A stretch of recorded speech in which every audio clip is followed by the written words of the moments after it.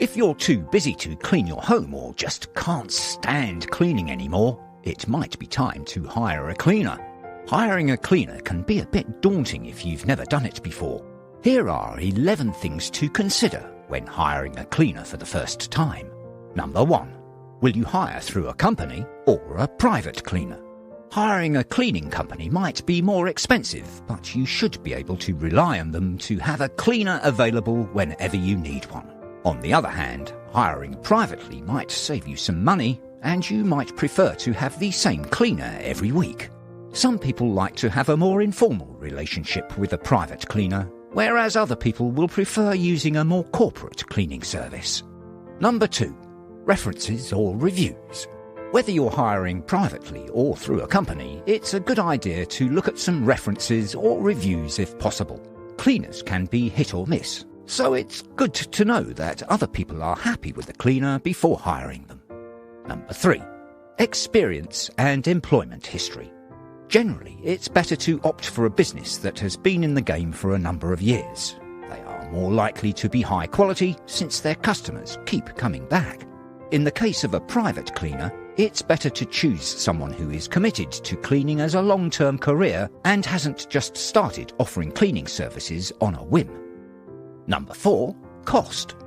At the moment, cleaners in the UK usually charge between £13 and £23. This can vary depending on where you live.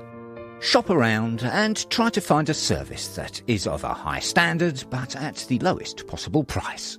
Number 5. Background and security checks. Any reputable company should carry out security checks on all their staff, but it's worth checking that they do anyway. This will reassure you that the person coming into your home is professional and trustworthy.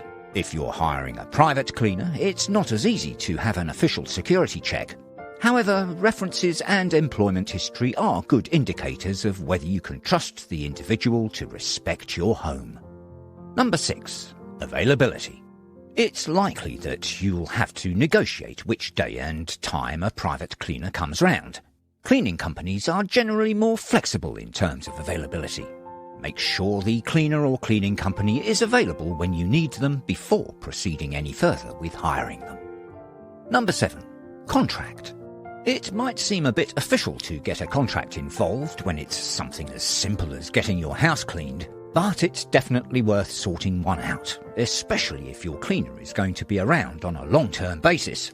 That way, both parties are protected. Clear boundaries, and any potential issues that arise can be easily sorted. Number 8. Duties. It's really helpful to provide your cleaner with a list of duties. That way, they're able to adapt their service to cater for your specific needs and not waste time on jobs you don't need doing. Number 9. Frequency. How often would you like your cleaner to come round?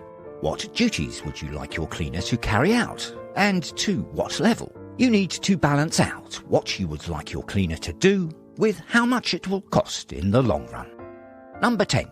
Insurance. The cleaning business that you hire should have insurance. On the off chance that there is an accident, you can be reassured that it won't be left for you to deal with. However, bear in mind that this might not be possible when hiring a private cleaner. Number 11. Legal issues. If you're hiring a cleaning company, this is like paying for any other service, so they will take care of complying with business and tax laws. However, if you're hiring a private cleaner, there is a danger that the government could consider you an employer, which would give you a lot of legal and tax responsibilities that you probably don't want. This would mean that you'd have a lot of duties and responsibilities, such as registering as an employer, setting up payroll, deducting national insurance contributions, and so on.